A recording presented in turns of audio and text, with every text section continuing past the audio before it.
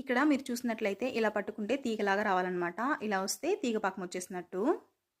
ఇలా తీగ పాకం అంతా వచ్చేసిన తర్వాత మనం ముందుగా జల్లించుకున్నటువంటి శనగపిండిని కొంచెం కొంచెంగా యాడ్ చేసుకుంటూ కలుపుకోవాలి.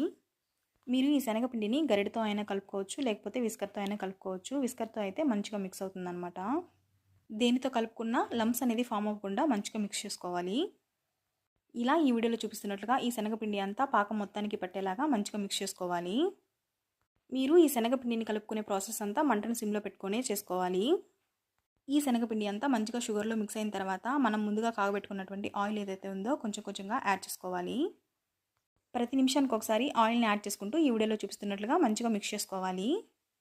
మీరు ఈ ఆయిల్ని ఇలా యాడ్ చేసుకుంటూ ఉంటే ఆయిల్ అనేది ఈ పాకం నుంచి సపరేట్ అయిపోతుంది అనమాట. అప్పుడు మైసూర్ పాకం అనేది రెడీ అయిపోయినట్టే అండి. సో ఇక్కడ చూసారు కదా, ఈ వీడియోలో చూపిస్తున్నట్లుగా ఈ విధంగా రావాలన్నమాట. ఇలా వస్తే మైసూర్ పాకం అనేది రెడీ అయిపోయినట్టు అనమాట.